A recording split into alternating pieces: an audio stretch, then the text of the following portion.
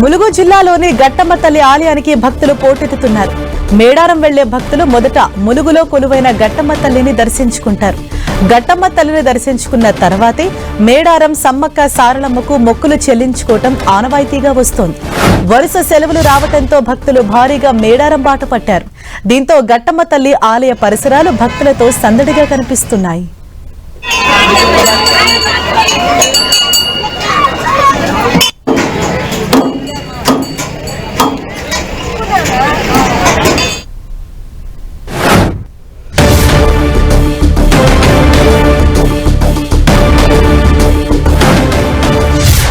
వరుస సెలవులు రావడంతో వన మేడారం జన మేడారంగా మారింది.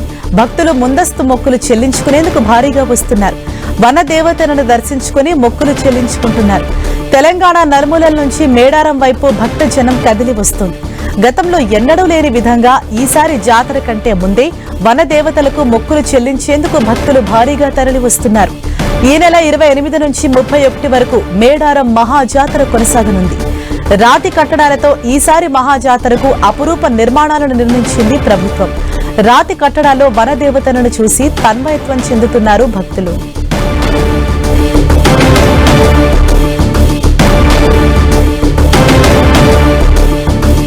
తెలంగాణ మినీ కుంభమేళాగా చెప్పుకునే మేడారం మహాజాతరకు మరికొద్ది రోజులే సమయం ఉంది. అయితే ముందుగానే అక్కడికి భక్తులు భారీగా చేరుకుంటున్నారు. ముందస్తు మొక్కులు చెల్లించుకునేందుకు భారీ సంఖ్యలో భక్తులు మేడారానికి తరలి వస్తూ ఉన్నారు. మన ఎన్టీవీ స్క్రీన్ పైన సైతం ఆ దృశ్యాలు చూడొచ్చు. ఇటు భారీగా తెలంగాణ నలుమూలల నుంచి భారీ సంఖ్యలో భక్తులు అక్కడికి చేరుకుని అమ్మవారిని దర్శించుకుని వారి మొక్కులు చెల్లించుకుంటూ ఉన్నారు. అమ్మవారికి బంగారంని సమర్పించి వారి మొక్కులు చెల్లించుకుంటూ ఉన్నారు. ప్రతి సంవత్సరం అంటే 2 సంవత్సరాలకు ఒకసారి వచ్చే ఈ మహా జాతరను కేవలం తెలంగాణ నుంచే కాకుండా చుట్టుపక్కల ప్రాంతాల నుంచి భారీగా భక్తులు అక్కడికి వస్తూ ఉంటారు. అందులోనూ ఈసారి ఆలయ అభివృద్ధి జరగటం, అందులోనూ ప్రజలు కూడా భారీ సంఖ్యలో వస్తుండటంతో అందుకు తగినట్లుగా అక్కడ అధికారులు అన్ని ఏర్పాట్లు సైతం పూర్తి చేయడం జరిగింది. ఇవాళ సాయంత్రం ఇటు మంత్రులు సైతం 6 మంత్రులు సైతం అక్కడ మేడారానికి వెళ్లబోతున్నారు. వరుస సెలవులు రావడంతో మేడారానికి భక్తుల తాకిడి అన్నది చాలా విపరీతంగా పెరిగింది. ఆ రష్ మనం చూడొచ్చు. వనదేవతలను దర్శించుకుని వారి మొక్కులు చెల్లించుకునేందుకైతే భక్తులు భారీ సంఖ్యలో అక్కడికి చేరుకుంటూ ఉన్నారు. కేవలం తెలంగాణ నుంచే కాకుండా ఇతర ప్రాంతాల నుంచి కూడా అమ్మవార్లను దర్శించుకునేందుకు అక్కడికి వస్తూ ఉన్నారు. ఈ నెల 28 నుంచి 31 వరకు ఈ మేడారం మహాజాతర అన్నది జరగబోతోంది. సమ్మక్క సారలమ్మను గద్దెల వద్దకు తీసుకుని వచ్చి పూజ కార్యక్రమాలు అవి చేస్తారు. అయితే కొంతమంది మాత్రం ముందస్తుగానే వారి మొక్కులు చెల్లించుకునేందుకు మేడారానికి తరలి వెళ్తున్నారు.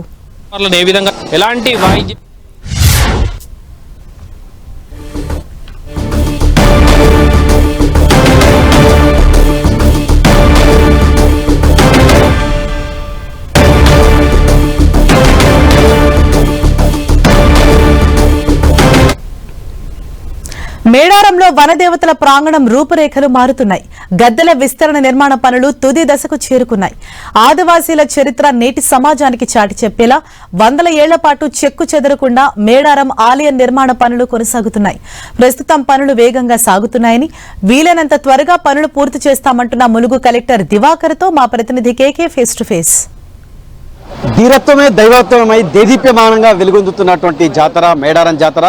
ప్రపంచంలోనే అతిపెద్ద గిరిజన జాతర అయినటువంటి మేడారం జాతర ప్రారంభానికి సిద్ధంగా ఉంది. మొత్తంగా కూడా అంటే ఆదివాసీ ఎవరైతే కోయలు ఉన్నారో కోయలకు సంబంధించినటువంటి జీవిత చరిత్ర, అదేవిధంగా అడవి బిడ్డలకు సంబంధించినటువంటి ఆధ్యాత్మిక జీవనం, అదేవిధంగా ఆదివాసీలకు సంబంధించినటువంటి బతుకు చిత్రం, ఈ మూడింటిని మేళవించి మేడారం ఓ నవనిర్మాణంతో నూతన అధ్యాయానికి తెరదీయబోతోంది. ఇవన్నింటినీ కూడా మొత్తంగా కూడా దగ్గరుండి పర్యవేక్షిస్తున్నటువంటి జిల్లా కలెక్టర్ దివాకరన్ మనతో ఉన్నారు. ఒకసారి వారితో మాట్లాడేటువంటి ప్రయత్నం చేస్తాం. రాష్ట్ర ప్రభుత్వం అత్యంత ప్రతిష్టాత్మకంగా తీసుకున్నటువంటి ఈ మేడారం జాతర పనులు మొత్తంగా పూర్తయ్యాయా, జాతర మొత్తం సిద్ధమైందా, ఒకసారి వారితో తెలుసుకునే ప్రయత్నం చేద్దాం. సార్ చెప్పండి, అంటే మొత్తం జాతరకు సిద్ధమయ్యారా?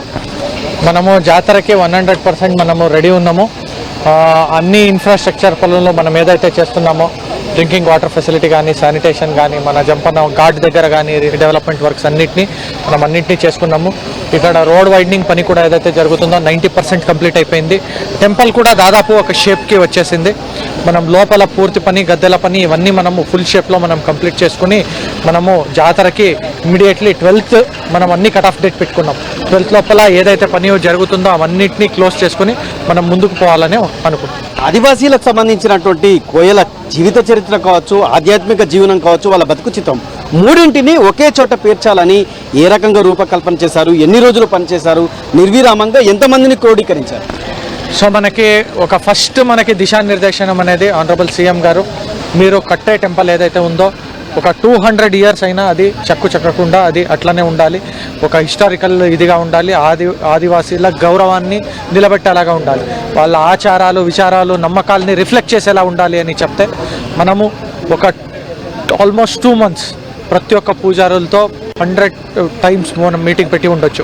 వాళ్ళతో మాట్లాడుకుని ఒక రీసెర్చ్ స్కాలర్ని కూడా ఎంగేజ్ చేసుకుని ప్రతి ఒక్క పిక్చర్ని అనలైజ్ చేస్తూ మాట్లాడుతూ దాని మీద డిస్కస్ చేస్తూ అన్నీ క్రోడీకరించి అన్నీ ఫైనలైజ్ చేసి వాళ్ళకి చూపించి ఒప్పించి వాళ్ళ దగ్గర సంతకం తీసుకుని మనం ముందుకు పోయాం. ఇప్పుడు ఇక్కడ చూస్తే మీకు దాదాపు 6,000 నుంచి 7,000 బొమ్మలు మీకు కనిపిస్తాయి.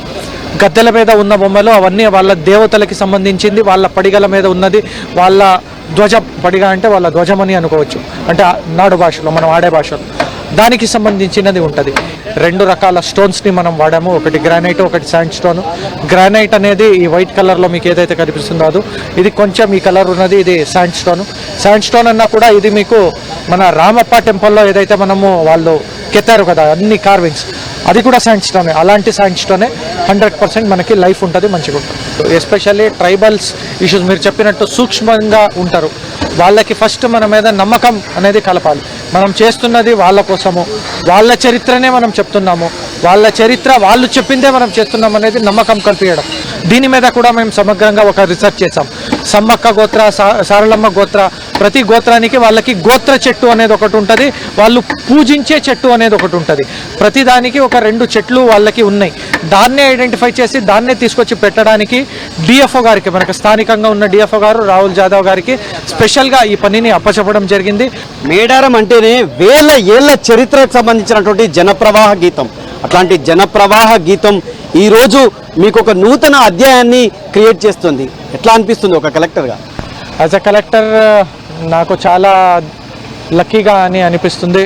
ఒక అదృష్టవంతునిగా నేను భావిస్తున్నాను. ఇట్లాంటి అవకాశం అందరికీ రాదు. మనం ఐఏఎస్ అయ్యే ఒక జిల్లా కలెక్టర్గా ఉన్నప్పటికీ కూడా ఇట్లాంటి అవకాశం ఎవరికో కొందరికి జీవితకాలంలో వస్తుంది. ఇట్లాంటి అవకాశం మళ్ళీ మనకు వస్తుందో రాదో కూడా మనకి తెలియదు. అట్లాంటి అవకాశం మనకు వచ్చిన దాన్ని కూడా మనము సద్వినియోగం చేసుకోవడానికి అందరూ సహకరించారు. ఈ ఎంటైర్ దీంట్లో నేను కూడా చాలా ధన్యంగా ఫీల్ అవుతున్నాను. దేవతల ఆశస్సులు ఉంది కాబట్టి ఇవి మనం చేయగలుగుతామని నమ్ముతున్నాను. అమ్మల ఆశీస్సులతోనే ఐఏఎస్గా తనకి అవకాశం వచ్చింది. ఇది తన పూర్వజన్మ సుకృతంగా భావిస్తున్నానని చెప్పి కలెక్టర్ తనకు సంబంధించినటువంటి ఆశాభావం వ్యక్తం చేస్తున్నారు. కెమెరామెన్ సునీల్తో KK 10 TV మేడారం.